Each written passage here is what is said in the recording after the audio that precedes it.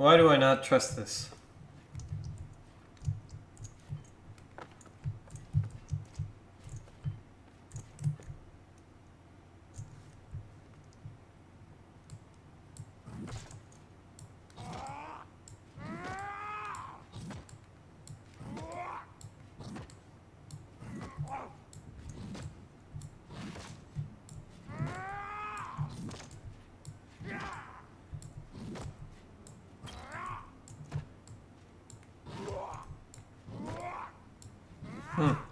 It appears to be working, but I still don't trust it.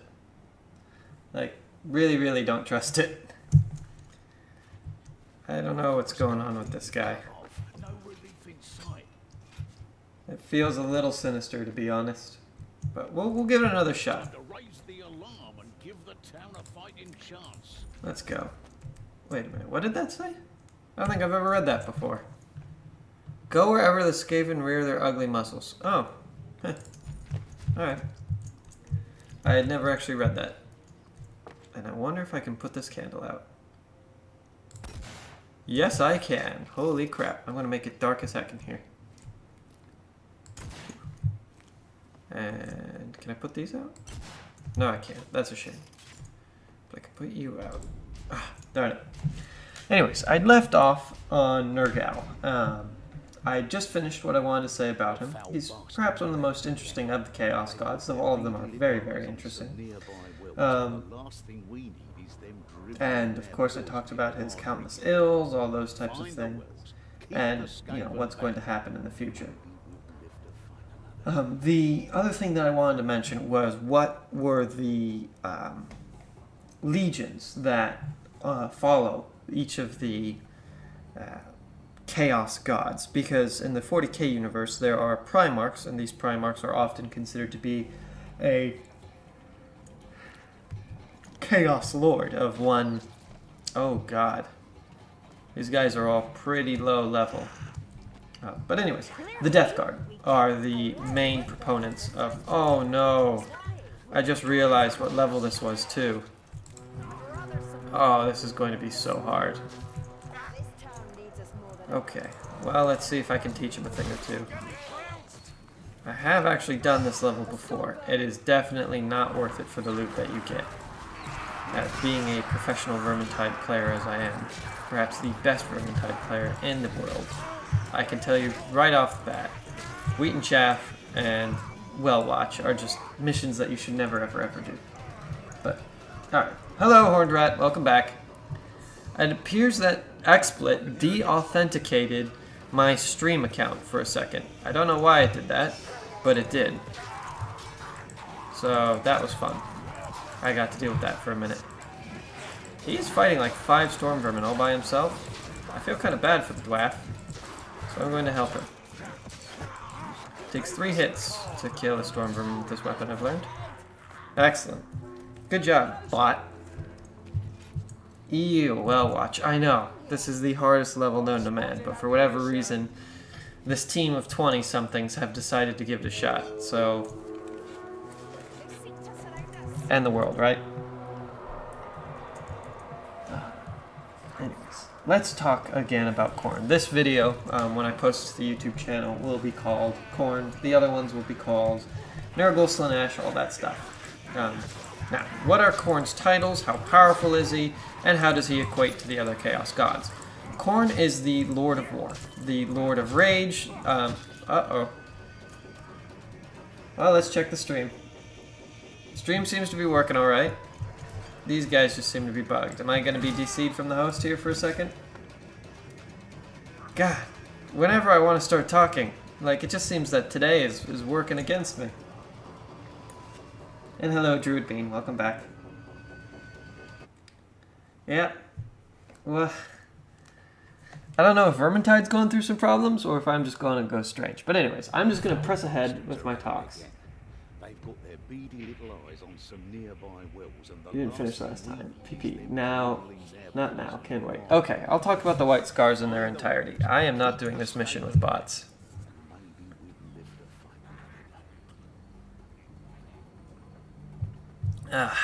I will talk about the White Scars in their entirety, but to be honest, the White Scars don't have a huge amount of lore behind them.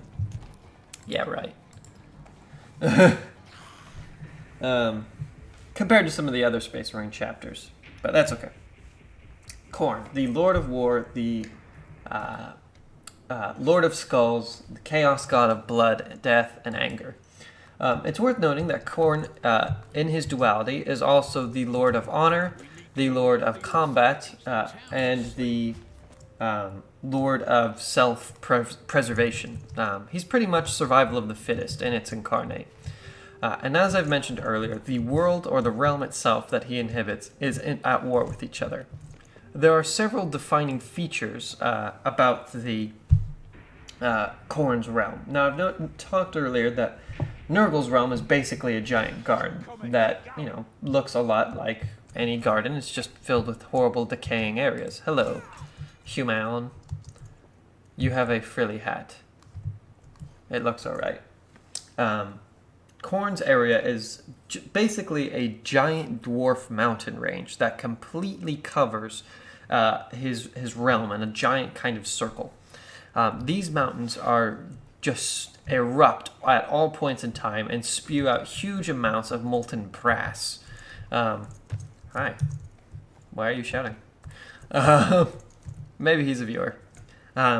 This molten brass is is used by the Forge demons, the lesser demons of Khorne, at the base of the mountain, in order to create many of the weapons that the greater demons of Khorne, such as the Bloodletters, the Heralds of Khorne, and several others, use in order to make giant combat with each other. Now, the Blood Pit is perhaps one of the most important areas within Khorne's realm, I would say. A blood pit is where the rivers of blood within Khorne's realm gather together in order to make something akin to a lake. Now, chaos itself is always shifting through all of the realms. However, in certain areas it gathers, and of course in a blood pit, a giant well made out of the literal blood of fallen soldiers or those who have fallen in combat, either due to murder or some other reason, call upon these forces of chaos, and this will often lead to a storm of Khorne. A little bit different than a regular storm of chaos. This is basically just Khorne's way of trying to beef himself out. Siri, even. All of his, you were right. The Siege of Cadillacs is great so far. Told you. Chaos cannot be denied. Anyways, the blood pits are the areas where the demons of Khorne are born. A bloodletter of Khorne is actually just the accumulation of all of the hatred that a person feels. A person feels right before they die. And it's quite often that the bloodletter will have many memories of the peoples that kind of are his incarnate, the souls of the dead. And this leads him to just insane amounts of blood rage and anger.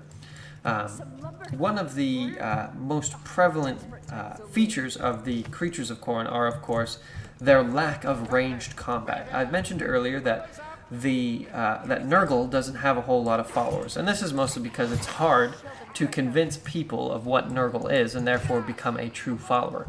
Khorne is perhaps one of the greater powers, at least when it comes to followers, just because it's very easy to understand the savagery necessary to become a creature of Khorne. However, they are also some of the, I wouldn't say easiest to combat, but the easiest to strategize around, whereas the cultists of Nurgle will just show up and ruin your day with a horrible pandemic that kills everybody. The warriors of Khorne, or the chosen of Khorne, as they like to call themselves, even though that is a title given to the most powerful of the warriors of Khorne, just generally go berserk and flail around while they attack you. This is perhaps their greatest defense also, because in their blind bloodthirst that drives them ever onward, they are able to close distances that regular enemies just wouldn't traverse. For instance, if we're thinking about World War I, how we all were in those giant pits trying to fight each other across the way, the chosen of Khorne would simply run right across them. Sure, they might get shot several dozen times, but to them, that's a price worth paying in order to get the job done. This makes them incredibly dangerous and also incredibly easy to kill, especially in the 40k lore. In the Warhammer Fantasy universe, they're much, much more dangerous because ranged weaponry isn't quite as advanced. But if the Chosen of Khorne all land on one planet and they're fighting the Imperial Guard, it's quite common for the Inquisitors or the Ecclesiarchy or whoever's in command of the planet simply to order it to be destroyed from orbit. And this would generally kill the majority of the followers of Khorne. So Khorne is, of course, a very, very dangerous power. He's just one of the easier powers to combat within the 40k lore. Mostly because his followers aren't very subtle and they're pretty easy to distinguish from other human beings, being much larger and disgusting. So, how do the warriors of Khorne defend themselves? Mostly through powers given to them by their chaos god. However, there is a special artifact that Khorne gives to many of his chosen champions. This is called the Collar of Wrath, or the Collar of Khorne. It looks a lot like a spiky-ass dog collar. However, it is the embodiment of all of the rage of psychers that have been killed in combat, and thus is a highly magical anti-magic weapon, i.e. magic doesn't work very well against it. This is something that the warriors of Khorne seek out pretty much above all other pieces of equipment, at least within the 40k lore, mostly because it gives them the ability... What the hell are those two guys doing? Oh, they were dealing with the storm vermin. I'm really worried when I'm alone, because you tend to get swarmed like this. Mostly because the Collar of Khorne guards them against a vast majority of psychic attacks. It doesn't really guard them very well against physical attacks, although it does have some general help against it. It is not considered to be a shield or anything like that. So let's talk about their weaponry. And this is something that I couldn't really talk too much about with Nergal, mostly because the children of Nurgle are known for using... Stream's buffering again. I wonder if it's going to just completely shit out on me. I really need to get this fixed somehow. Oh no, it's back. Good. I don't know what the heck's going on, guys, but today seems to be a bad day. I think it's because it's the day after Thanksgiving, and everybody has off, so the internet in my area is just being used like crazy. All of my family's already left too. They're all at my sister's house in Miami. Well, in Davie. I'm in Miami, but... I call Davie Miami because it's basically the same place. It's just nicer and cheaper and a little bit of a drive away. But yeah. Anyways, what do the weapons of the Warriors of Khorne generally use? Axes, swords, shields, and hammers. Those are mostly their weapons. There are several more intricate... also, I like that guy's name is Vash from the anime. But anyways, more intricate weapons, but these are generally shunned by the majority of the Warriors of Khorne because they just aren't really that into very, very intricate weapons. Now, the design of a specific sword or something like that could be magnificent, and I mean absolutely beautiful, but in its essence, it's a simple sword. Yeah. See why.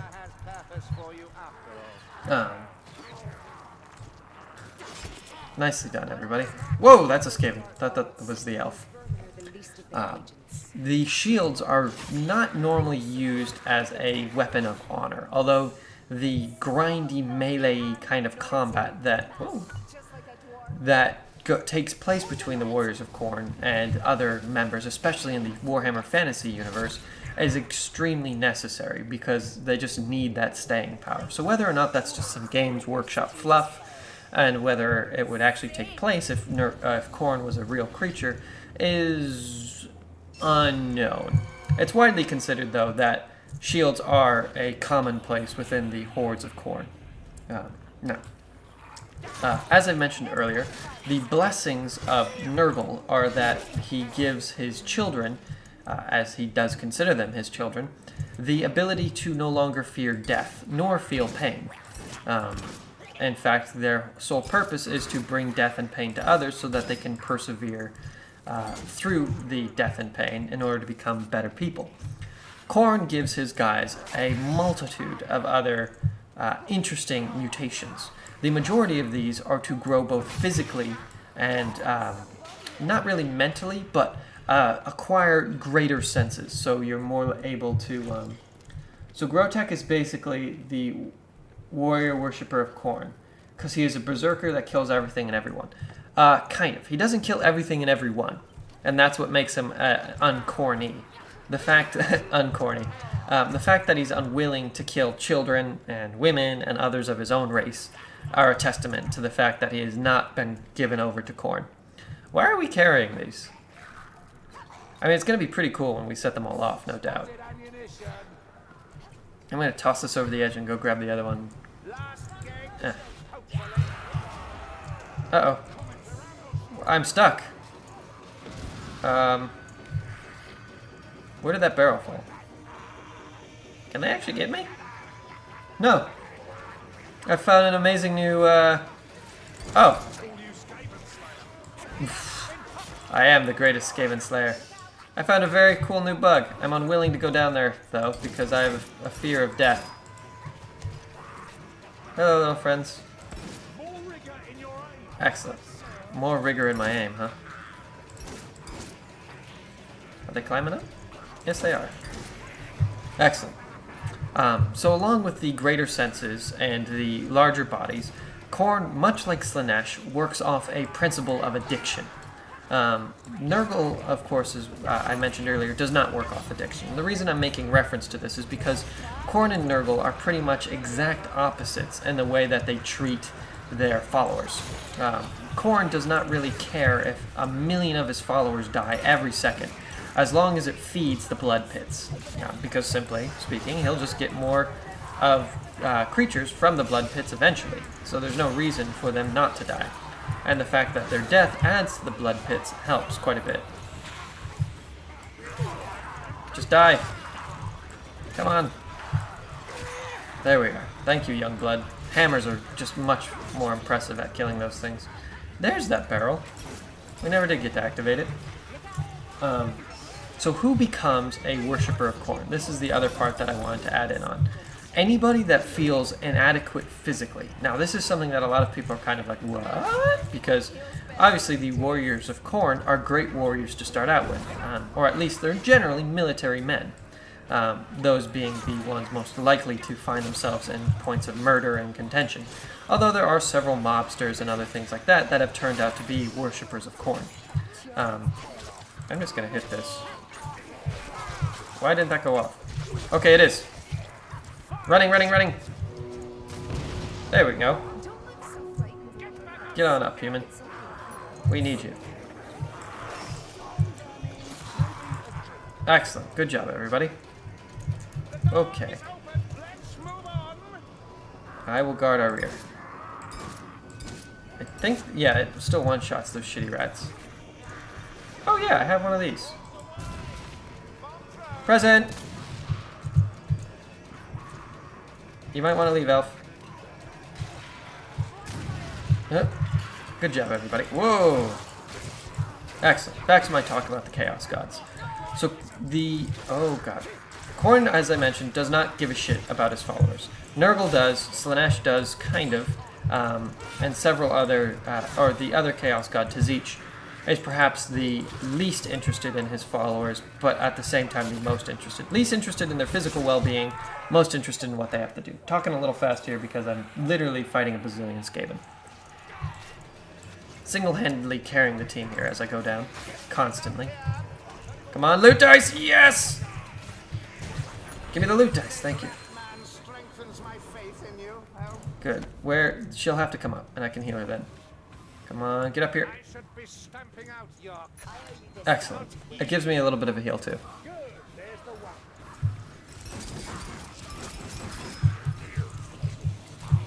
Whoa, there. Yes, I'm in. Sorry I had to run by the Skaven there, but I just didn't have any help to deal with it. Might want to get in here, buddy. Close the door! There we go.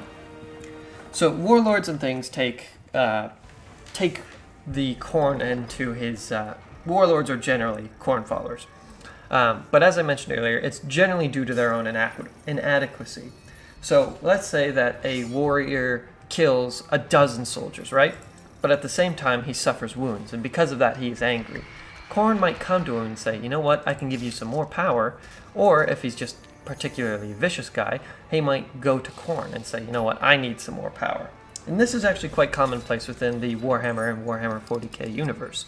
However, I've mentioned that the Khorne works off the principle of addiction. Every time a warrior goes into combat, he'll become a little bit more agitated, a little bit angrier, and because of it, a little bit stronger. His reflexes will be better, his stamina will be better, his strength will be better. However, after killing those people, he'll be satiated for a short period of time. In the same way that it's like, once you've committed a great and heinous act of hedonism, Slaanesh will give you something akin to an orgasmic experience. Khorne followers will find themselves once again in control of their body, and in a way satisfied. However, the blood rage that they encounter will come back even harder the next time, and continually to do so. Greater and greater and greater, until they eventually lose themselves to it and become just horrible, rabid monsters. They have almost three choices at this point. They can become a herald of Khorne, which is very, very rare, and normally only left to a bloodletter that has made himself in some way greater than the average. Let's see if I can burn anything down here. Doesn't look like it. I think I only have 2 or 3 greens. Hi, friend. Vash and I will stick together. Like I said, they generally only have 3 choices. 1 is to become a Herald of Khorne. Very unlikely. 2 is to join the Great Host of Khorne within his realm. And this happens a little bit more commonly than people would think. These warriors are actually invited into the warp of chaos itself, and they do horrible combat with each other, basically till the end of time, or till they die, in the hopes of gaining more favors from their master, to be led out or to defend his realms at Khorne's whim. And the third is to become a Chaos Spawn or a Berserker. The reason I say Chaos Spawn or a Berserker is because they're mostly the same thing. One just looks like Chaos, the other one is Chaos. I should rephrase that. Both are Chaos, but one just looks a lot more chaotic. So if you become a Berserker, you're basically an animal. You're just led by adrenaline and testosterone to kill everything and everyone that you can see. If you become a Chaos Spawn, because you've become so corrupted by the amount of chaotic influence within your body that it overwhelms you and mutates you, you just look like a giant pulsating heap of adrenaline and testosterone that's meant to kill everybody. No real difference in my mind. It's just one looks more human than the other. I'm going to grab some water here for a second, and then I will move on to the Fortress Citadel of Khorne and the wars that take place within Chaos, followed by Slaanesh.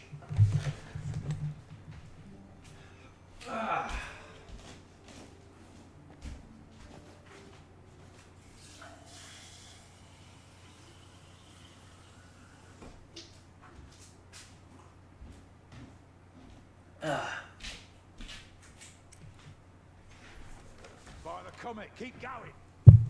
Yeah, basically like a rat ogre. Although rat ogres tend to be a little bit more docile than the warriors of Khorne, or the berserkers of Khorne. Mostly because rat ogres are actually lobotomized and therefore are controlled by packmasters. But I'll get to the Skaven probably tomorrow, because I feel as though people are really interested within the Skaven. Well, that's true. The giant mutant is very, very true. Now, let's see if I can do this. What is this, the Wizard's Tower?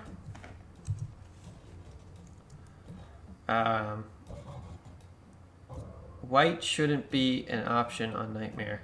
Yeah. I can understand why she would be mad about that. Anyways. The wars that take place in the Immaterium. And this is perhaps the most important part. So a successful follower of Khorne equals a feminist, think about men. Yeah, pretty much, just insane. 100% batshit crazy, just only meant to kill others and to ruin your day.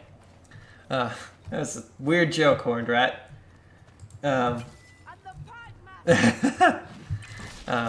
So, I mentioned earlier that the Great Game is the main purpose of Chaos. And this is, for all intents and purposes, a Cold War that takes place between the Chaos Gods to try and absorb each other or to try and lessen and weaken the others. Khorne himself does not really participate in the Great Game as much as other deities do. I.e., if Khorne really wished it, he could probably bring the Great Game to a close. He could launch an all-out war against any of the other Chaos Gods, and most likely than not, his own physical prowess, being the Lord of War, would give him the upper hand and most likely cause him to slay the other Chaos God. However, as I mentioned earlier, this would most likely ruin the Immaterium, at least as we know it today. No longer would the entities of the Warp be such horrific creatures as we know them. They would probably return to something more akin to the Realm of Souls, which was their initial... Oh my god. The frames. The frames and the burning. That was a really good bomb, though. Where is it going? What? That didn't seem fair. Getting bullets. Shooting bullets. Shooting more bullets. How did those miss? I'm calling shenanigans.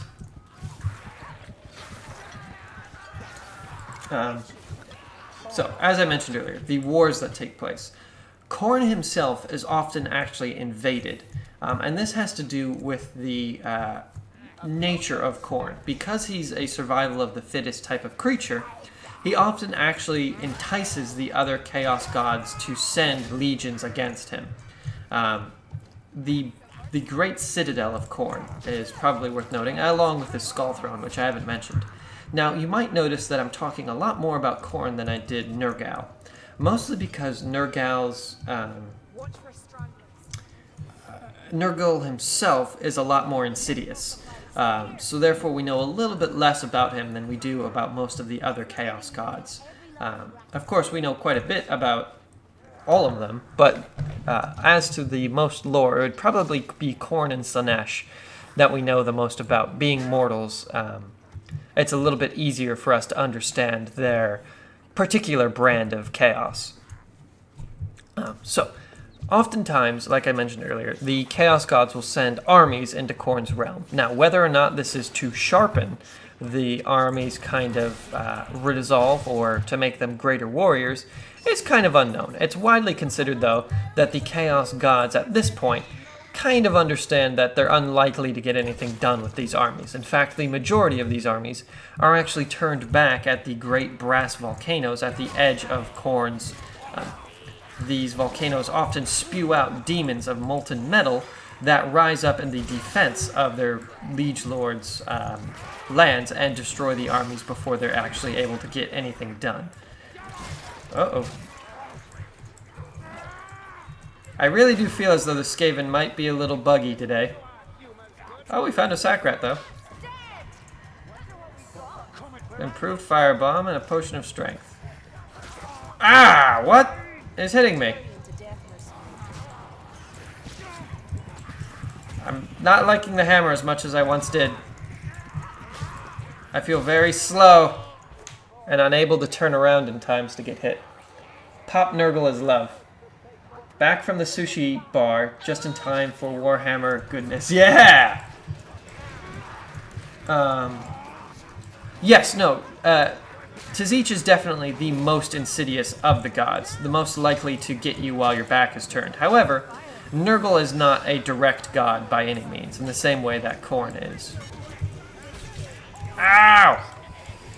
I cannot deal with attacks from behind with this setup. And now I'm dead.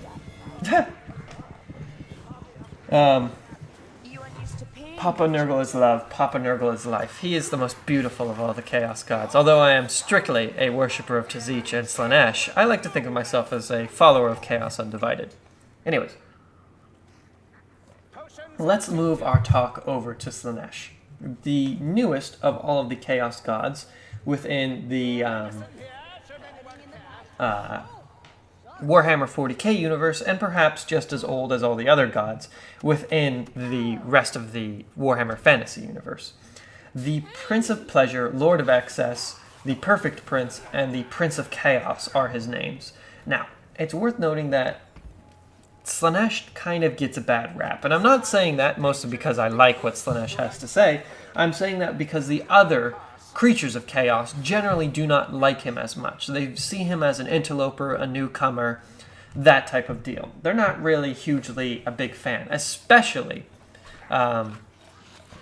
Now, Khorne gets along least with all of the other chaos gods, but he just does not like Slaanesh and Tzitz more than any other. He views them as cowards, as fools, and as disgusting hedonists, as he probably should. It's worth noting that Nurgle and Khorne, the two gods that I've talked about previously, have the most in common with each other when it comes to their powers. Mostly because Khorne tends to cause decay and ruin, which is the absolute prime place for pestilence and disgusting kind of things to grow. So in a way, they tend to work in tandem with each other, and they are perhaps the two oldest of the gods. Nurgle being the oldest, and then Khorne maybe being the second, or Tzitz maybe being the second. I like to believe that it goes Papa Nurgle, Uncle Khorne, Father Tzitz, and then Little Brother Slaanesh, who Little Brother Slaanesh has a lot of personality issues to work out. But let's talk about his creation, because he's the only god that we really know a lot about his creation. The rest of them, we kind of understand where they may have came from, what might have caused their creations, and why they exist, but it is Slaanesh himself, that we know exactly where he came from, and this was due to the rise and fall of the Eldar. Now, this is purely from a 40k standpoint, so if you're thinking about where they came from a fantasy universe, I frankly do not know where Slaanesh came from in the fantasy universe. He's just always mentioned as being there, at least to my knowledge. Anyways, the Eldar were a race of extremely psychically gifted, physically gifted elves, for all intents and purposes. They were nigh on immortal, they had big pointy ears, and they greatly liked the look of themselves, to the point at which I think of a yuppie in a penguin suit with a hair slicked back, smoking a cigarette. That is a weird thing to think of. No, thank you, Kimonichi. What the heck was that? Poor yuppie. Slaanesh is often considered to be the most beautiful creature in the entire universe, also worth noting. But I'll get back to that. Back to his birth. The Eldar were a nigh-on perfect race for all intents and purposes. They would not die of age. They would very rarely die of disease. They were just exquisitely magnificent, and they had an empire that was perhaps the oldest in all of known history. But because of this, it led them, or behind the camera, that's disturbing, this led them to a life of decadence, because they were just so uniquely powerful and so technologically advanced, and they knew exactly where they came from, and they had at once combated the greatest threat to the universe. They saw themselves as the rightful inheritors of basically all things, which at that point in the universe they kind of were. Anyways, the creatures that they created, or the cults that they created, would later be known as the pleasure cults, or the death cults, depending on which one you particularly subscribed to. This is because being nigh on immortal and having a heck of a lot of time on your hands, and basically every single thing taken care of you by awesome robots, meant that they could do anything that they really wanted, including being crazy cultists. Because, you've got a lot of time on your hands, why not just murder, death everybody that's around you, because, hey, they're immortal, so what's the point, right? It's worth noting that it's theorized that the... oh, wow. that the members of the cults of Slaanesh, or of the Eldar, may have actually been able to resurrect their dead. This is kind of been said, yes, it did happen, and kind of retconned in different parts of the lore. But I like to believe that the Eldar could actually reach into the realm of souls, as it was then still being called. Whether or not it was the realm of chaos or the realm of souls is a little bit up to debate also, but I like to believe that it was still the realm of souls, or at least it could be redeemed from its chaotic nature until Slaanesh was born. Now, these cults of pleasure, when I said that, a little bit of wee came out. Thank you. I know I'm dead. Poked in the side. Wah! Yes. Hello, Flying Storm boys. Welcome to the Wah. Back, you silly orc. Back! No, I love the orcs. It's a shame that the orcs don't actually worship corn, because that would have made them a little bit more interesting race to me, but whatever. The Eldar, as I mentioned, were an supremely gifted psychic race, and because of this, their souls shined exquisitely brightly within the realm of souls, or the realm of chaos, or the immaterium, whatever you want to prescribe to. I like to call it the realm of souls at this point. This caused their horrible, kind of insane decadence to grow more and more powerful within the warp. As it progressed and became more sickly, more disgusting, it began to take form. And this was basically the incubator of Slaanesh. All of the minor demons that were created by these horrible acts of disgust would have caused Slaanesh to begin to take form. And this took several thousand years, I believe, close to like 2 or 3 millennia. But, you know, over time, these things happen. Eventually, Slaanesh was born with a great scream into the world, known as the birth of Slaanesh, or the creation of the Eye of Terror, which is a direct hole right into the warp where Slaanesh was supposedly born in real space. The actual place of Slaanesh's birth is theorized to actually be his realm within the warp. Though whether or not that's true is up to debate, because we don't really know if Khorne and the others were quote-unquote born, and that would make their realms what they are. But I like to think that Slaanesh's realm within the Immaterium is his actual birthplace. Anyways, this catastrophic event robbed the souls of tons of Eldar, and by that I mean it actually just sucked their souls out and instantly killed them. This would later lead to the horrible wars that these Eldar would take place in, with the Dark Eldar, those who still worship Slaanesh, and the regular Eldar, those who were sane enough not to give in to the pleasure cults. But I'll talk about the Eldar and the Elves in a different video. For now, let's get back to Slaanesh and the Chaos Gods. In the same way that Slaanesh was born through an excess of decadence, pleasure, and pain, he now embodies those things. So, I've mentioned earlier that a man that is physically weak but enjoys violence might turn to Khorne, or a man that is very strong but mentally unstable might turn to Khorne. I've also mentioned that people that are exceedingly afraid of death might turn to Nergal. It is the man or the woman that finds themselves irresistible, or that seeks... my god, these guys have fallen down to like 5 vermin each. I mean, I'm not really one to talk, I'm dead. But, I mean, those are like 5 vermin, guys, you got this. Also, I love her sword. The Bright Wizard's sword looks so cool. It's nice and enchanted. And we need the Helden Hammer within this game. When they add in those reds, that's going to be so sexy. If she dies to that little dude. Okay, don't die. There's like 2 or 3 coming up behind you. There we go. Excellent.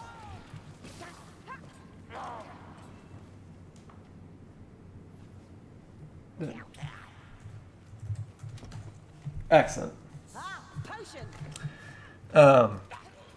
Slaanesh or people that worship Slaanesh would think of themselves as more beautiful, more interesting, and the most charismatic creatures on the planet. Now, this doesn't always mean that that type of egotistical person becomes a worshiper of Slanesh. Somebody that enjoys eating too much, somebody that enjoys rolling in dirt too much, somebody that just gets excess amounts of pleasure from something, such as a drug addict or something like that, are more likely to be worshippers of Slanesh. This leads to the vast majority... Oh my god, guys. GG. It's like 5 vermin that they keep dying to. Wrong sentry, dude. Gets his boiler ready. Stay then. Okay.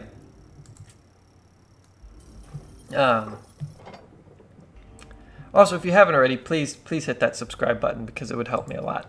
Or the follower button, but whatever. These individuals are most likely to come from places of wealth, and this is really why Slanesh is so dangerous, because as things progress and people become more intelligent and have more time on their hands, Slanesh will most likely grow in power. So the tribal states of a warring world or of Northska or something like that are unlikely to be worshippers of Slanesh, but the heart of the empire that Slanesh truly takes most of his power. The ability to corrupt those who have already tasted a little bit of drug or have already eaten the finer points in life, give him the opening that he needs. Because he is not really a primal force, though he does also embody hope, love, and sadness. He's basically emotion incarnate, but several of the other gods also kind of encroach on his domain. Now, let's talk about what he actually looks like. As I mentioned earlier, Khorne looks like a giant demon clad in bronze, often with the face of a dog or a wolf or a semi-human gargoyle with large horns, and Nurgle looks like a festering green mucus creature. Slanesh looks like the prettiest thing that you can imagine. Corrupted, but still just the most gorgeous thing known to man. If you're a man, he looks like the most beautiful woman ever. Well, or man, depending. If you're a woman, he looks like the most beautiful man or woman. I'm not judging. Depending. I don't feel as though I should really have to say that, but whatever. He looks like the most beautiful thing based on your sexual preference, as decrepit and depraved as it might be once you become a worshipper of Slanesh. So if you're really into some type of, tentacle monster from the old cartoons, then that's what he'll appear to you. And this is why he's very, very dangerous. Because although he does generally take the shape of both a man and a woman at the same time, he can appear so different to so many people. And this can often lead to worshippers of Slanesh not realizing what he is. They might think that he's a, lower demonic entity or just a particularly wonderful lady that really enjoys whipping him, something like that. This is why he's incredibly insidious. But anyways, Slanesh's gifts often take the form of a stigmata. And by a stigmata, I mean, whoa, what is this? Whoa. What? What is this link that you just gave me? The Emperor protects. Aww, the little girl. She looks quite happy. The Storm boys are coming. The Sturm. Anyways, this stigmata often looks like the symbol of Slanesh, or several other chaotic symbols, though generally they tend to stick away, or almost entirely, they stay away from other symbols of the Chaos Gods. So you'd never really see a worshipper of Slanesh with a symbol of Khorne or a symbol of Tzich on his body. It's possible that it could happen, but very unlikely. Very, very unlikely. Now, the symbol of Slanesh looks a lot like a moon that's attached to a pendant. So a circle at the bottom, 2 lines connecting the half moon together. The symbol of Khorne looks like an axe, and the symbol of Nergal is just a weird, funky design, which I can't really describe, but that's okay. Oh, I should really upgrade this weapon. Can I upgrade it? Upgrade you. Berserking. I need a blue. Salvage. Blue, blue, blue. Nope. No blues. Unfortunate. Whatever. So where does, or what does Slaaneash's realm look like? And this is a really, really interesting area of the warp. Just because each of the warps each of the major realms of chaos tend to take on their own vibe, right? And they generally have their own color scheme. Nergal's would be green, and Khorne's would be red. Slaanesh is kind of this interesting mix of purple, blue, and pink, which gives it kind of an eerie, almost twilight feel. There are twisting gardens, much in the same way that Nurgle has his own areas of rotting decay. However, these are mostly spiky, kind of BDSM-y looking plants. At the very center of this area is the Tower of Slaanesh, if I remember correctly. It is just a magnificent kind of structure that reaches way, way up high into the clouds, which is surrounded by his palace. It is said that many cultists travel there to try and gain the ultimate pleasure, something that only Slaanesh himself feels.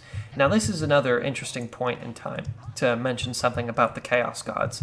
I mentioned earlier that Nurgle is jovial and generally finds or thinks of himself as a good guy. He likes to bring this kind of torment and horrible anguish to others because he believes that it will eventually cause them to become greater. You know, they'll eventually either become dead and therefore create new life, which could be better than themselves, or that they'll be able to conquer the disease and become stronger for it. Nurgle is basically just a screaming force of nature, always angry, Khorne is a screaming force of nature that is always insane and testosterone-fueled bloodlust, anger type guy. He's basically roid rage.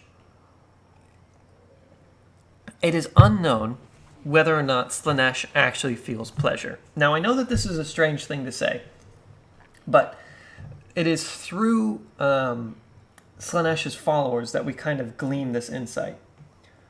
Do you recommend this game? Yes. Well worth $30. Definitely. There's a lot of interesting new DLC coming out too, which will make it extremely good.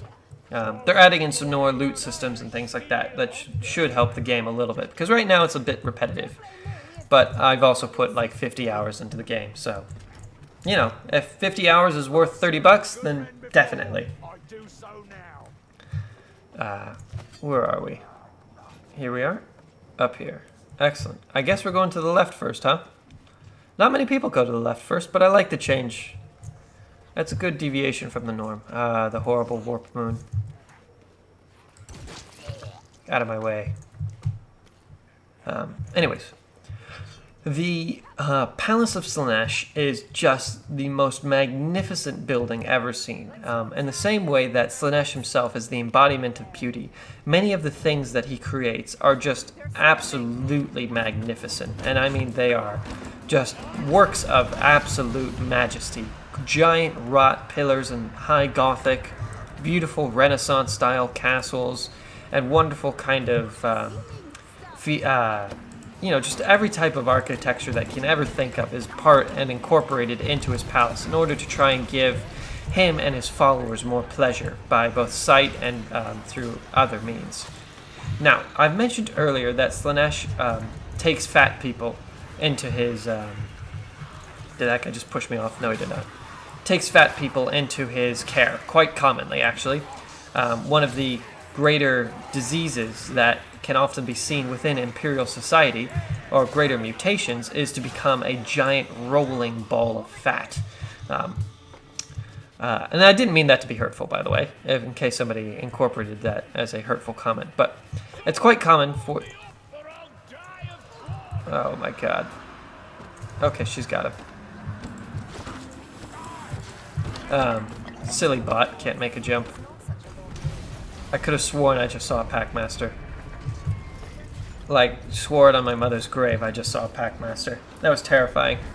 Anyways, the reason for Slaanesh's kind of overindulgence, as I mentioned earlier, is because we are unsure whether or not he still feels in the same way that we feel.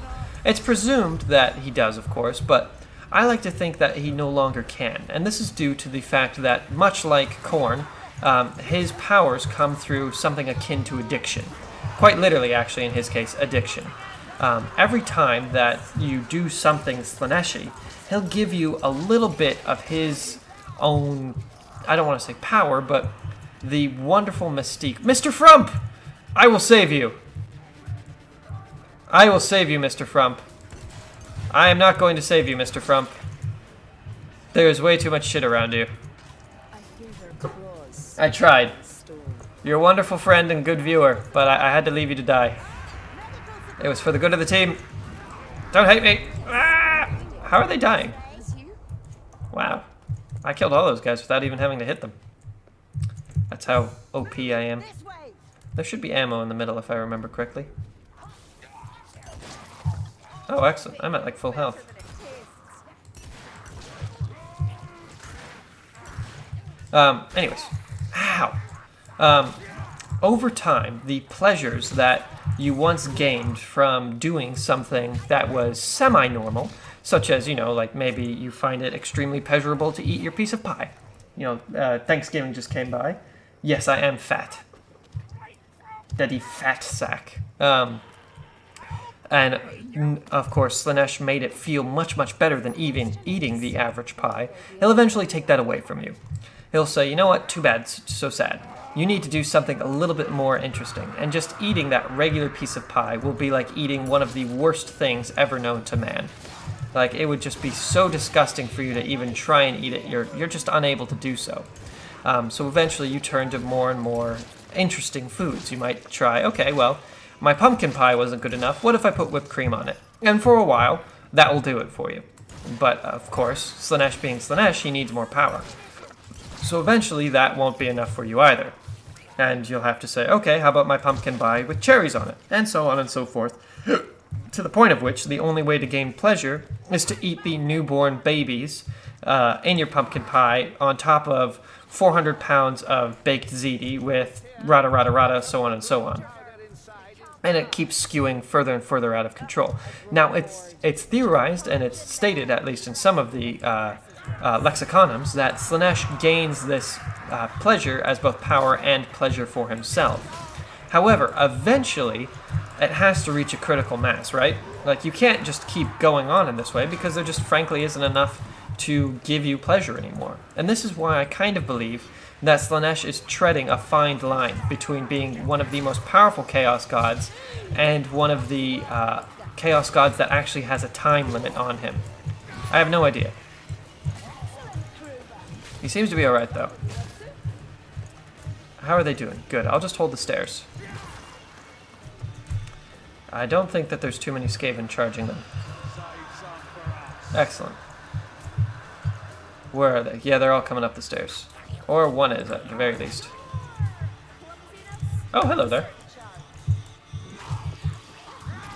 Excellent. I hope Mr. Frump doesn't miss this throw again. He's well known for actually missing barrel throws on this channel, so if anybody's new, just tell him that he needs to throw better. Poor guy.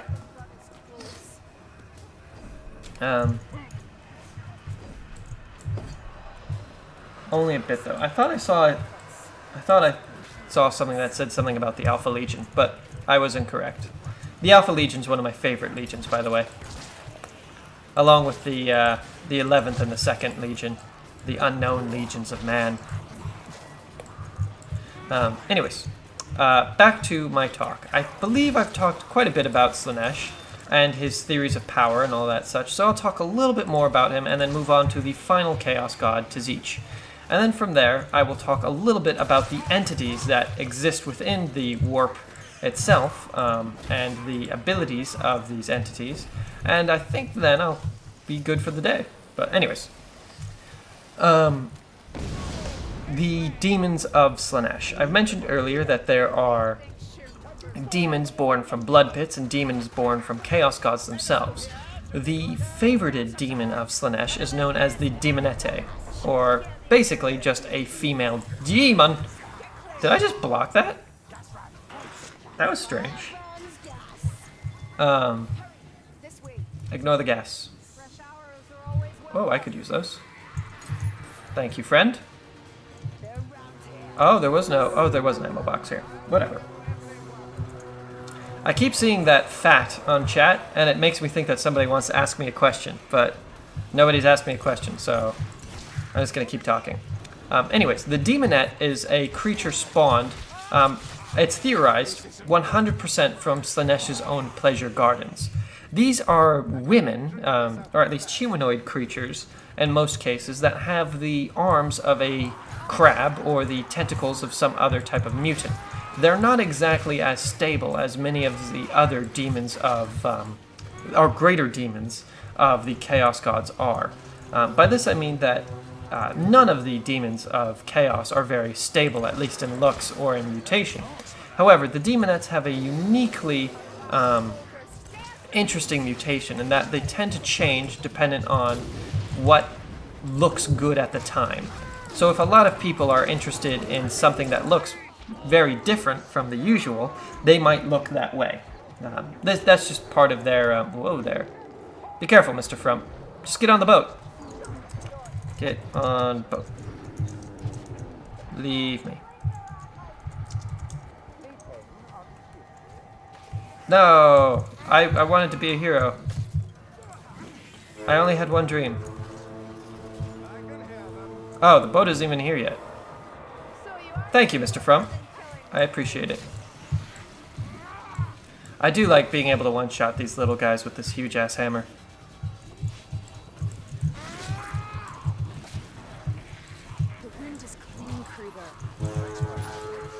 There we go.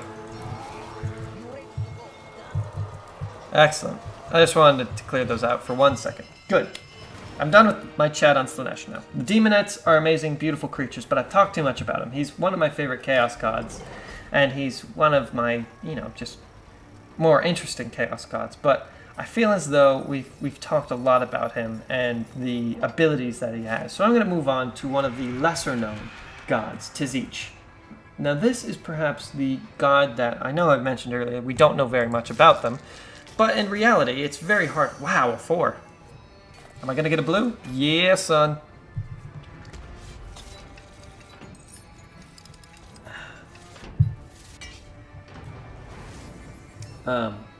This is a god that we don't know a huge amount because it's extremely difficult to know about him. He's the god of change, the god of intrigue, and the god of magic and mutation. He's also known as a primordial god, or the primordial truth incarnate. And this is mostly because he is kind of the most chaotic of all of the chaos gods. He doesn't really take on any one shape or any one form for any purpose. Druid Bean says no. What?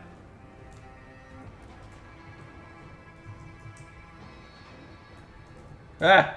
My spelling. My spelling is hard.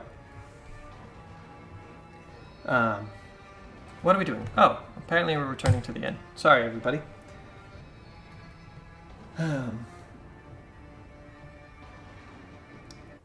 Here we are. Tzich. And also, if you guys are interested in looking at them, then I would suggest that you go on to the Lexiconum Librum in the on the internet, or the Warhammer Wiki. They're both really good. So, what does Tzich look like? Because he actually has two very drastically different views within the 40k and the fantasy universe. And he's actually the only god that has a major difference in appearance. In the 40k universe, he looks like a kind of octopus that has multiple brains, or one gigantic brain that has multiple arms, or a humanoid that has many arms and a gigantic brain. You get the premise here. He changes around a lot. It's very, very difficult to pin what he actually looks like. Never mind. Never mind. Hold on. Let's do this guy. There we are. That should give us a fighting chance. I was gonna pick Well Watch just to annoy Mr. Frump, but that was actually unintentional.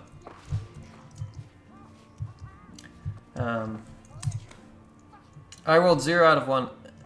Oh. Poor guy. In the fantasy universe, he tends to actually have a more stable form. He looks a bit...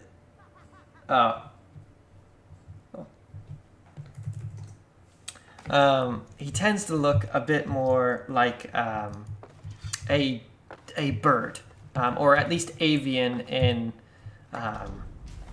appearance. Oftentimes, he has a bird-like head with a reptilian body, or a reptilian kind of snaky body with the features of a hawk or something like that. But generally, he tends to stay between avian and reptile. Now, Tzich is widely known as the great liar, or the purveyor of the great lie. And this is his own scheme. Tzich's kind of plannings.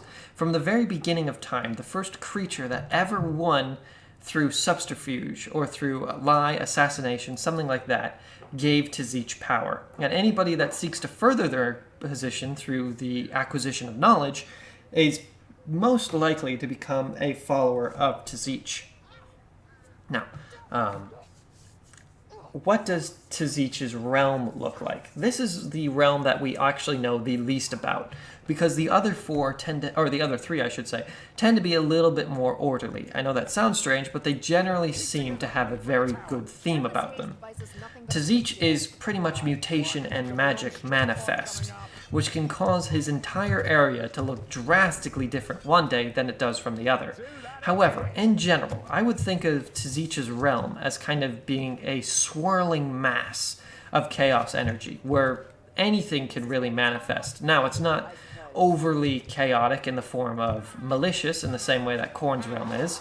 It's definitely not as pleasurable to look at or to be in as Slaaneish's, nor is it as disturbing or disgusting as Nergal's. It is simply a place of change. So whether or not there's a giant storm there in one moment, there might be a nice river running through it in the next. Or there might be a big cloud cover or something like that, just as long as it's continually changing. And all of this is normally theorized to be controlled by Tzich himself, to kind of garner not only his mood, but to try and explain what is going on within the material world in general. Now, Tzich is also probably one of the few chaos gods, or one of the few creatures of chaos, that takes little to no interest within the materium, but in the same time takes a huge amount of interest. And what I mean by that is, Tzich's ultimate goal is to be the greatest chaos power, in the same way as many of the other chaos powers are to be the greatest chaos power. However, he does this through manifesting in the materium world many, many times over. He might drive psychers, librarians, other such creatures to be more aggressive in their acquisition of knowledge. He might give a very, very special human a boosted magic, something like that. However, the entire point of his great game is to create and destroy other chaos creatures. Now, I did mention create there. Tzich is perhaps the only other chaos god besides Nergal that gives birth to creatures. I am down here. Okay. Are you safe down there? You seem fairly safe.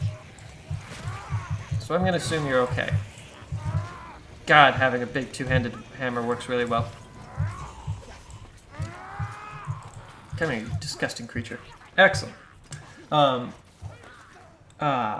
Now, what is Tzich's other titles also? I'll get back to what I was mentioning earlier, but I've completely lost my train of thought due to the hordes of Skaven that we just had to fight. I'll save you. Luckily, I just got a whole lot of board clear with this weapon. Board clear, ha. I've been playing a little bit too much Hearthstone. Tzich is known by thousands of titles all over the galaxy. It's in fact known that Tzich might be the god that can materialize the most often, him being pretty much the very stuff of chaos, in the same way that the other gods are, but him literally being chaos incarnate.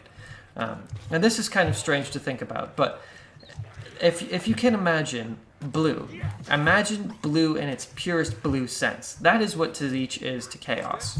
He doesn't really have any real...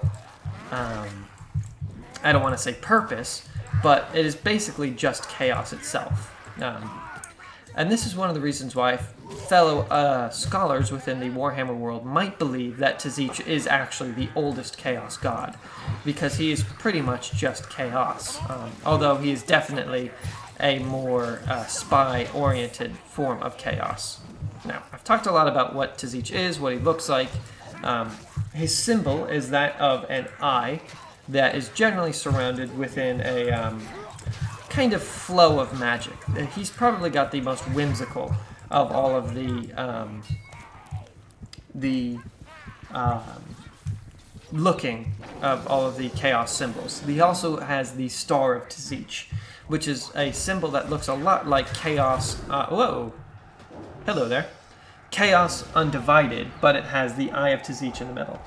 So if one thinks of Khorne, one thinks of a bloodthirster. What greater demon represents each god? I followed you in your face. What?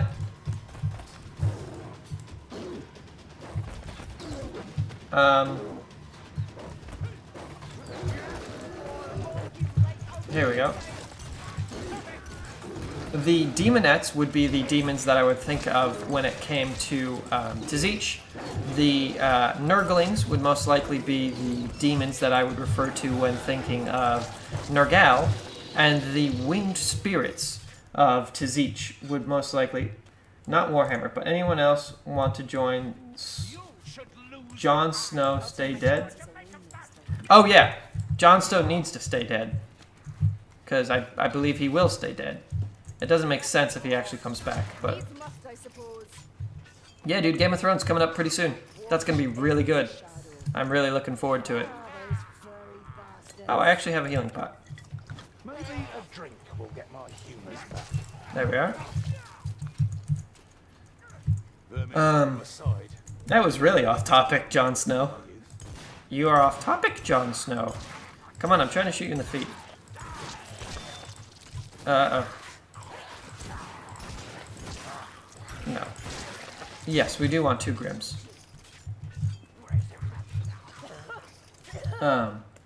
Anyways, the Winged Demons of Tzich. Now, these guys are perhaps the most interesting looking of all of the demons, just because they are much like the other demons of Tzich, constantly in change. They generally look avian and have a kind of grotesque, overly long look to them. The way that, have you guys ever seen the question that was asked? The person that asked this question, I should say, if you've ever played the games Bayonetta or seen the anime on the Seventh Day, these kind of represent those creatures. They are just horribly, horribly avian and horribly, horribly tall and mutated. And in fact, the majority of them appear to be blind. This is most likely caused by the fact that they are reading so much and have gained so much knowledge that they can no longer absorb anymore. Oh, come here, little buddy. Right in the kisser. And pow right in the kisser. And pow right in the kisser. Oh, missed. Yeah, still missed. I would like it if they'd actually integrate Skaven directly running away from you, because that is quite commonplace within the Warhammer fantasy universe. I don't see why the Skaven would actually stick around at all. Protecting my friends, it's what I do best. I am a soldier. Yeah, she saw him too. Toss. There we go. Catch. Toss. Toss. You didn't toss it. Save some for us. Wrap and gun. Whoa there! That's what I was afraid of happening, but I guess it was the worst thing that could happen. Good job, everybody. I'll get back to my talk about the dead in the Chaos Gods in 1 second, just because it is super important that we get this done. Ow. We need you. Blah, blah, blah, blah, blah. Did we get this door open? Yes, we did.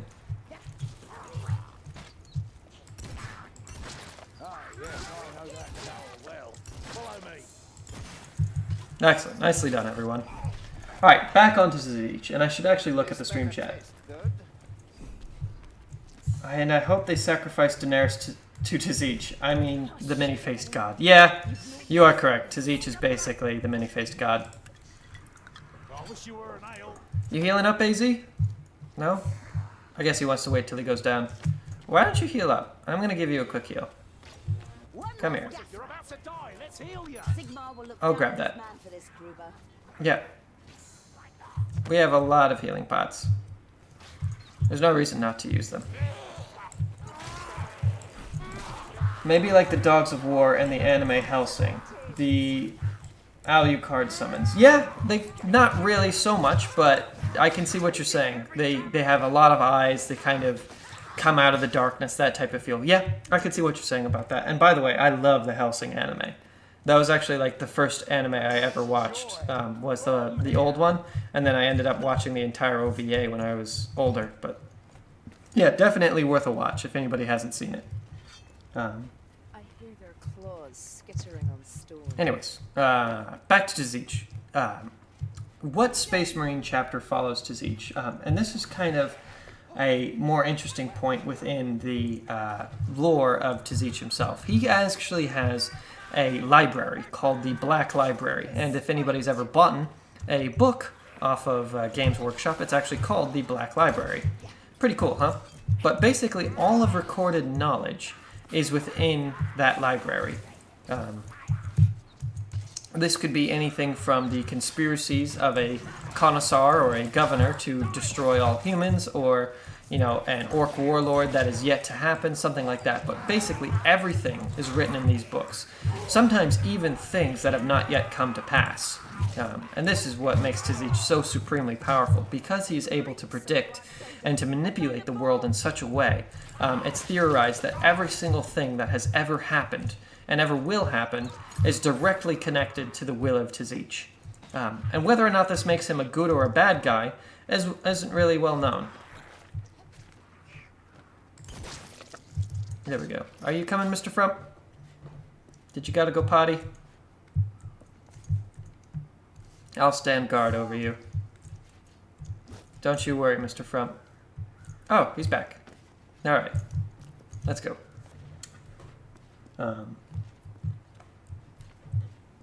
Probs for the Emperor. What? 'Cause the like perfection. The Emperor himself is probably not a creation of Tzich. I mean, 100% not a creation of Tzich, but whether or not everything that took place after the Emperor's kind of rise to power is unknown. Such as the Primarchs being stolen,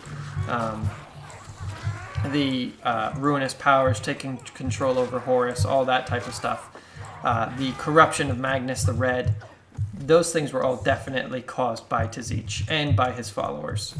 And also, strangely enough, the Skaven, back to the Warhammer Fantasy universe, were probably created by Tzich. Oh, my wife is sick, you buy cat. Poor thing. It is strange to think that, everybody that I play with are also grown-up people. Whoa. And the Emperor was not perfect. It's worth also mentioning that. He's said himself that he was not perfect. He's about as close as we can humanly get, but he's made several mistakes that cost the Imperium everything. Excellent. Kill all the Skaven. I love one-hitting Skaven.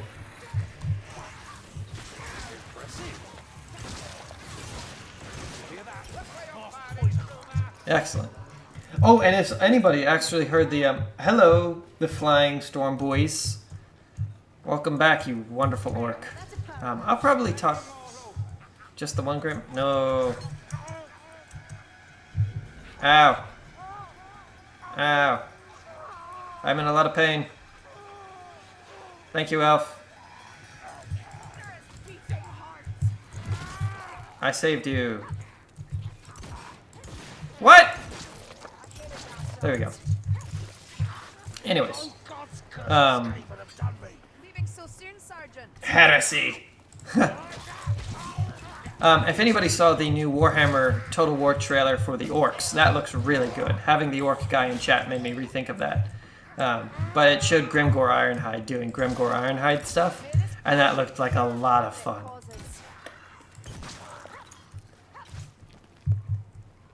Well, I mean, what the hell, right? More potions. What was that? Woo! When given drugs, take the drugs. It's all about the drugs.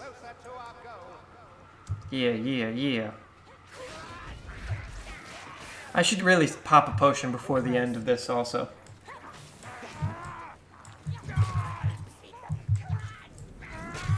Now I don't have a whole lot of health to work with, so I just want to be a little bit more careful than usual when kiting these guys, because if we get caught out like that, it's very dangerous. Can we heal him? Yes, we can. Excellent. We just gotta get through this little area, and then we all get a full heal. And then the great battle commences. Lol, the smoker from Left 4 Dead. Yeah, that's basically what it is. Can I not? You have no name for. What? Through realms of dream and Whoa. I just saved Mr. Frump's life. I'll rarely straight Oh. Too late now. Well, that's a shame. You think blood is better on the inside, one eye? I'm gonna jaw that hook rat. Maybe not. Rattling gun. The hook rat got what he deserved. Oh, maybe he's back, maybe he's not. It fixed itself like magic. I'm telling you, dude, you're welcome. Tzich gave me strength. Or, more accurately, gave me knowledge. If knowledge is power, and I know a lot, then I am truly a worshipper of Tzich. Excellent. The problem with this weapon is that it's very hard to do any type of follow-through. If there's a Skaven that you missed with that wide sweep, you gotta go 1 and then 2 really fast, but even then that's a pretty big delay. Mr. Frump should take that. He can still go down. Oh wait, what the fuck? What? Why did he just die? Gun rat. Maybe a drink. I have no idea what just happened.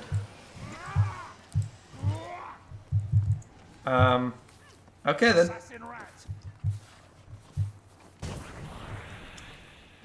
Well, that was strange. That was very strange. But anyways, let's talk a little bit about the Warhammer Total War new stuff that's been going on, because... Okay. Is he all the way at the bottom, or is he, like, right there somewhere? I'm gonna see if he's right down here. Are you right down here, Mr. Frump? I can't tell. Not below. Okay. Oh, maybe he's up there. Apt the end. Oh, wow. Wish I had $40 for this. Well, you know what? The Flying Monkey, or the Flying Storm Boys, it's, you know, these, it's whatever it's called. It's Black Friday. Go check out Steam. The deals are insane. I have no doubt that you could probably pick it up. It's probably quite cheap also. I don't know if I'm being correct or not, but it's probably true. If anybody can confirm or deny the likeliness of this being on sale, I'd like to think that it's on sale. Warhammer! Yes, Warhammer. Wait, what the hell?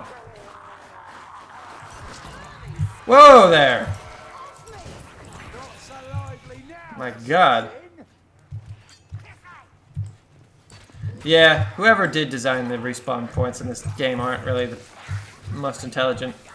Either that, or it's just broken, still in the coding somewhere. I did see that they had a hot fix for it a couple days ago, but it apparently didn't hot fix anything. Anyways. Are you interested in Mordenheim at all? Yes, very interested. And it is it is on sale today, so I'm going to be picking it up. Unfortunately, I've just heard a lot of good, and bad things about it, and that it's very hard and pretty RNG based and all that kind of stuff. So I've been a little reluctant in picking it up at full price till now. That's because, you know, you never really want to get a game when you're really... The game is only $30. Yeah. But... I don't know, it's not a game that I feel very comfortable with at first glance. So I had to do... What the fuck? I had to do quite a bit of research about it first. I wish I had a heal. And we only have 2 tomes now. Alright, I'm gonna fight at the bench. Oh, it's like actual tabletop games. Yeah, sure. I know that the tabletop Warhammer games are quite RNG based. There's no doubt about that. It's just that you know, it's a little bit different when you're paying for a game online, and I'd like to be able to stream it. So I just wanted to make sure that it was, you know, worth the time, worth the commitment, because I love Warhammer Universe and all that stuff. But at the same time, it's like, is this just Vermintide that's a little bit different, or is it its own unique campaign and things like that? So I watched. I think it was T.H. Oakley play it, and I watched Archhammer play it, and they seem to be having a good time with it. So I just wanted to get enough of a idea of how the game is actually played before I started to buy it. But anyways, Warhammer Total War, new trailer out. It looks really good. They just blew the horn. I'm coming at you from the future. Lol.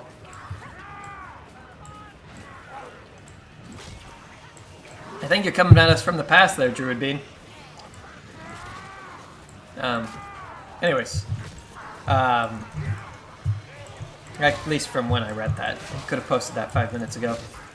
Anyways, the new Warhammer Total War trailer came out, and it showed off the Orcs quote-unquote campaign stuff. Now, I believe they said today they were going to have another video out actually showing the campaign map, but let me tell you that I am very impressed. It looked really, really good. They did the orcs right. The Grimgor looked to actually be what Grimgor normally looks like. He was a big, stonking orc, and he shouted "Wah" at the end of it. The campaign map looked exceedingly good, and there were several points that I'd like to talk about. If anybody did actually see the trailer, it's worth noting some more interesting aspects. One is that the orcs will apparently be able to build siege towers.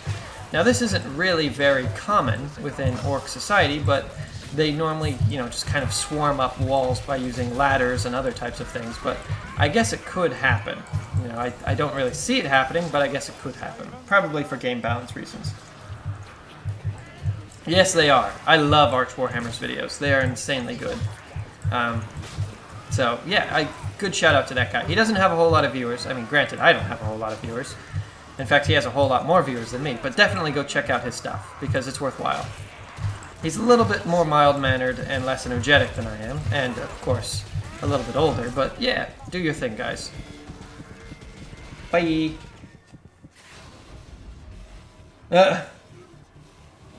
Oh, wait, Weight Watcher gets hit my assassin, and you die. Yeah. These things happen, though. The gate's not open. Wait, what? Whoa, that's a bug. That is a really strange bug.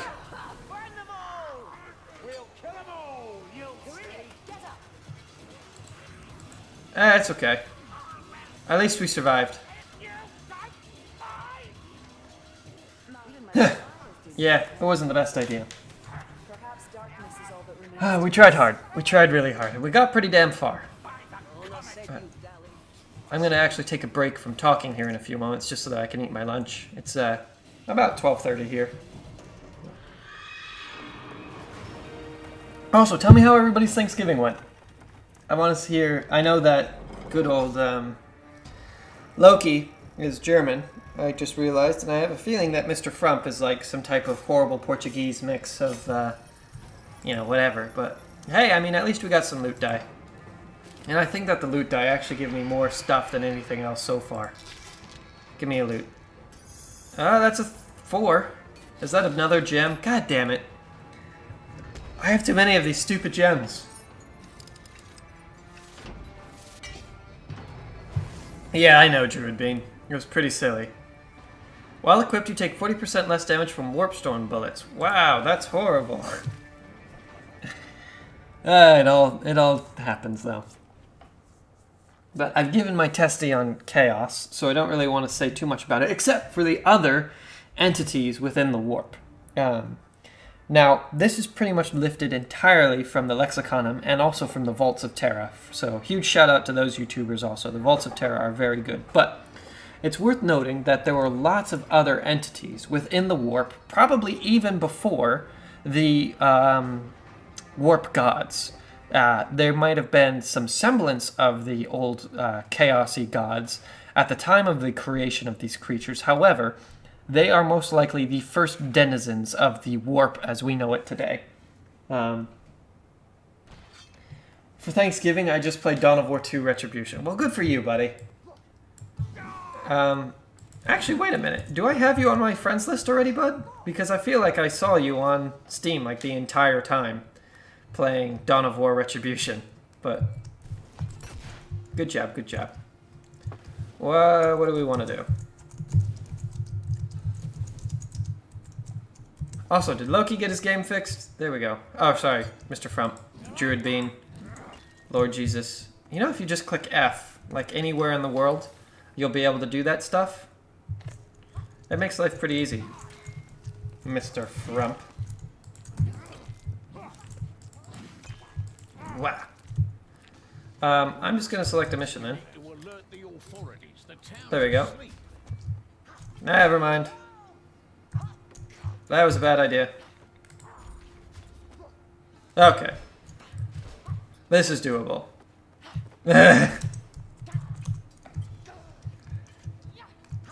I'll tell you guys about my Thanksgiving for a minute or two while I collect my thoughts. I ate like 3 or 4 plates of food.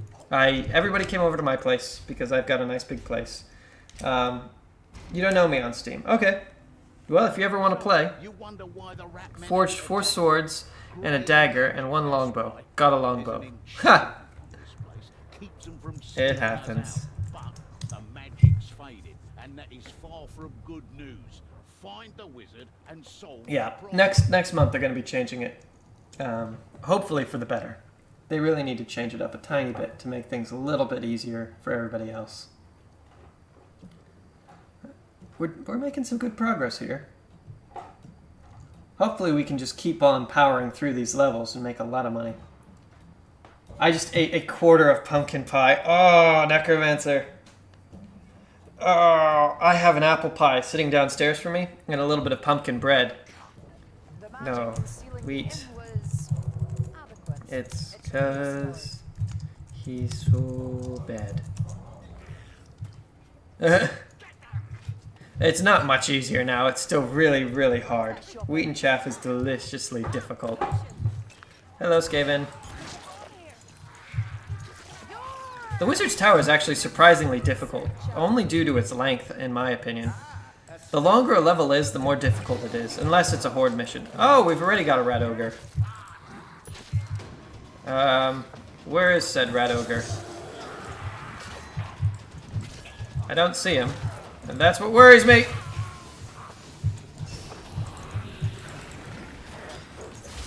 Why? Why did I make the decision to come down here? It's all just poison. Die. Wow. I made a big mistake. I'm too broke to buy anything. I know the feeling. I'm gonna go grab my pumpkin bread. For I am a hungry boy. I'll be right back.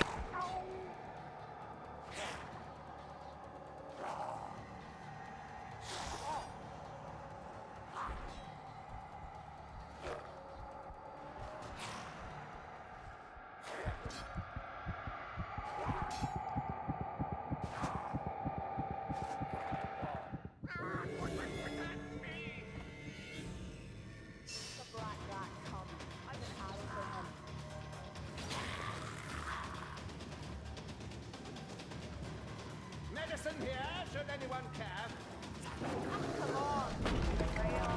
Stealing yourselves. That's a rat. So I may have made a mistake and left all my food downstairs. Part of life.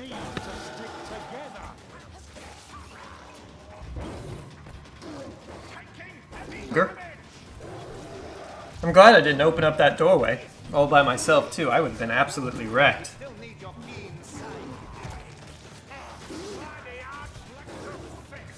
Also, what would you guys, well, if it's really cheap, how much is it? Actually, I'm going to check Steam now and see how much Mordenheim is. Let's see. Morden... wait, what? Well, Mordenheim, unfortunately, isn't discounted a huge amount. It's what? Oh, 33% from $40 to $25 or $27. That's not that bad. And let's see. Vermintide. Vermintide's discounted about the same amount. It's also $27, it looks like. That's strange that it's exactly $27 each. I know they're not made by the same company, but that leads you to believe some things, doesn't it?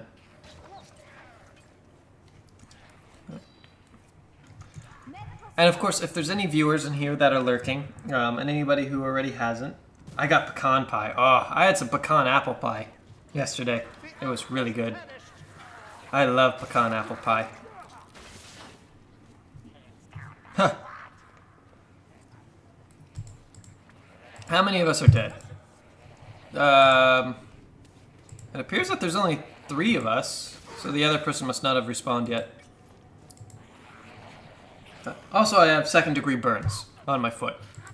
That's something that happened the day before Thanksgiving, and I wasn't able to stream because of it, but everything seems to be going really well.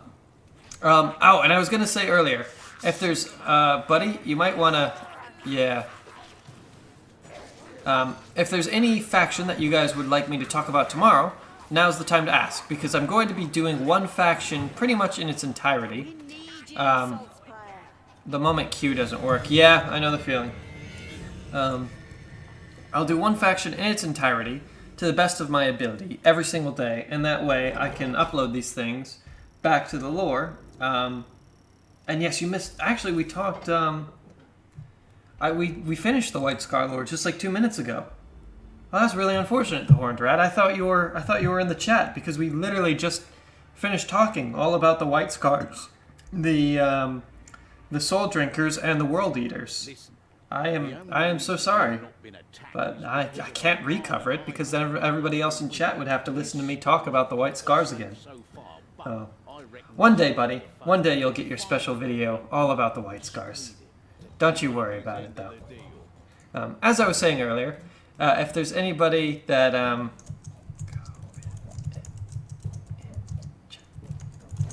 I like how you talk about lore as you play. Thank you! If there's any lore that you guys would like me to know about, I noticed that Stormboy was interested in the orcs, leave me a comment and say like, oh, I'd like it if you talked about the orcs tomorrow, I'd like it if you talked about the Space Marines tomorrow, I'd like it if you talked about the elves or the dark elves or something like that, or the Tomb Kings or the vampire counts. Just because then I'll just take a tally and I'll say, okay, the orcs got 5 votes, they are going to be tomorrow's lore video. And I'll go over the orcs and their heroes tomorrow. The reason I didn't go over any heroes for the Chaos nations is just because there's way too many of them to go over in any real way. Tzeech, damn it. Yeah, sorry, Horned Rat. You missed it by like a good 10 minutes. Yeah, it happens though. I am absolutely messing with you though. I have not covered the White Scars in a huge way yet. Let's see here. Whoa, give me more. More drugs. More drugs. I'll talk about the Skaven a little bit, just because they're on the mind. So Skaven believe that they are the master race. This is due to a really, really strange mutation. In the same way that orcs think that all non-orky things are pretty shitty, the Skaven believe that all non-Skaven things are really gross. And they are so kind of indentured in their own ideas that basically everything that they see, to use that cheap joke. Well, thank you. I didn't think it was cheap. I thought it was well thought out and particularly well practiced. But, I mean, we all have to hate on comedians, don't we? Everybody's a critic.